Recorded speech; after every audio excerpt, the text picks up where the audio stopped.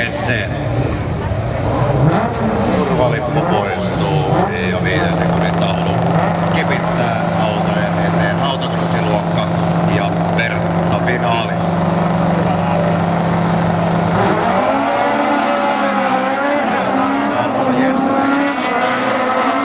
Hietamäki kurvaa ykköspaikalle, Perämäki, Kulmala, Felt siinä tuo kärkinen Venäjä sitten Majakin pääsee matkaan, mutta tasoitusta sitä annettiin kyllä nyt kurkaseen paljon. Ja Maja lähtee sitten, nyt laitetaan sukkaa Syyläriin. Felt vaan nimenomaan Nivalan mies ja sitten on rajua taistelua. Kulmala haluaa ykköspaikalle, saman tekee Perämäki ja myös Felt on kyttäysasemissa, mutta Nivalan mies Riku Hietamäki pitää ykköspaikkaa. Perämäki päättää mennä tuonne lisälenkkille, samoin tekee nousia Jensen.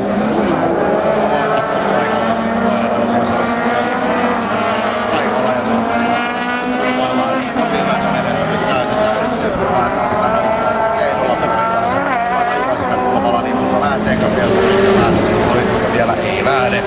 Ja kurvailee tuossa putouspaikalla ja ajalla on tulepäin. Se nyt on tekemätön paikka ole, jos siellä edessä hieman nahistellaan ja sattuu tapahtuu. Felt lähtee, ottaa sisälinjaa ja painaa ohi. Nousee kakkospaikalle. Santtu Felt ottaa tässä vaiheessa kakkospaikan.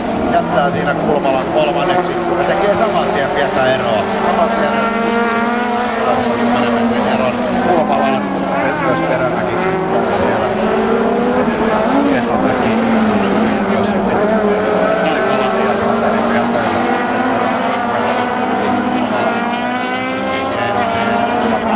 Järjestys. Kulmala menee kahdella rekalla tuossa, kun mennään todella kovaa, todella rajusti tuonne ykköspisteen kaarteeseen, niin siellä kun kahdella rekalla lähdetään ajelemaan, niin sinne saattaa sydän jättää muutaman lyönnin väliin.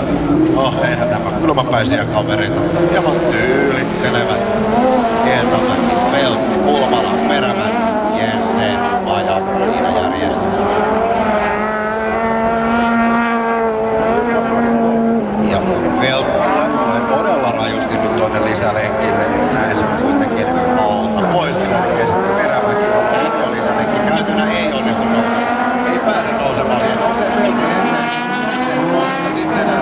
Sitten on huomioita ja sitten Jensen parivaljakko.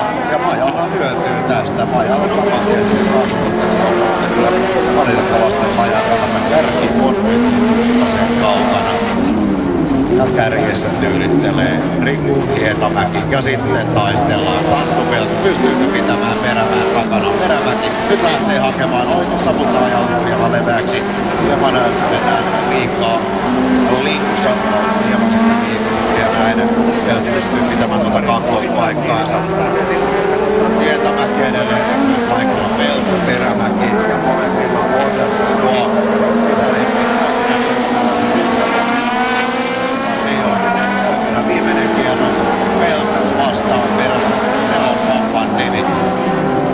Perämäki koittaa tukea sinne kaiteelle ja Feltin väliin ei onnistu. Felt pitää edelleen tuon huipputärkeän kakkospaikkansa, mutta pitääkö vielä? Ei pidä, vaan sieltä on Perämäki jostain noussut. Ja mitä tapahtuu sitten? Sinne juostaan, mitä on tapahtunut. Keltaiset lieluvat kakkospisteellä. Siellä on Santeri Felt ilmeisesti sitten keskeyttänyt. Näin on käynyt. Hietamäki käy lisälenkin.